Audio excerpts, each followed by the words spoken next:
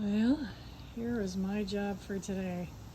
After running around to Toyota and doing some other stuff this morning, Lowe's and all that, getting corrugated,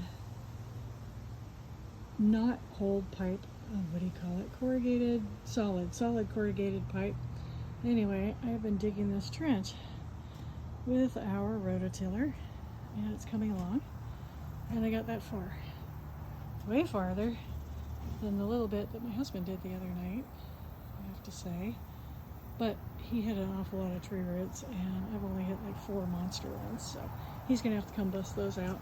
But I think this will give us a good slope going down, and eventually it'll go under the side of the fence. But we're gonna get one of those. It's a little thing. It goes boop, and it pops up, lets the water out, and then when the pressure goes down, it just drops back down to the dirt. So I think that's what we're gonna do here, so we can get rid of some of the water drainage, because as you can see, we have a lot of roof damage. Some of it's from squirrels and rats and what have you, but we get massive water, and guess where it likes to go? It likes to go right where the old shed was. It went around that side of the shed, and of course now the new shed's going to kind of go over part of that, so we have to reroute all that water. So hence the work we're doing.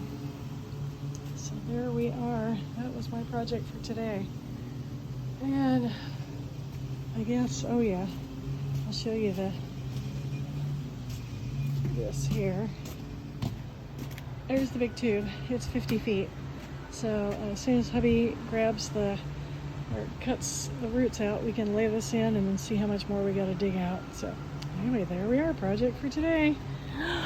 I am just slightly tired. There we go. Have a good one.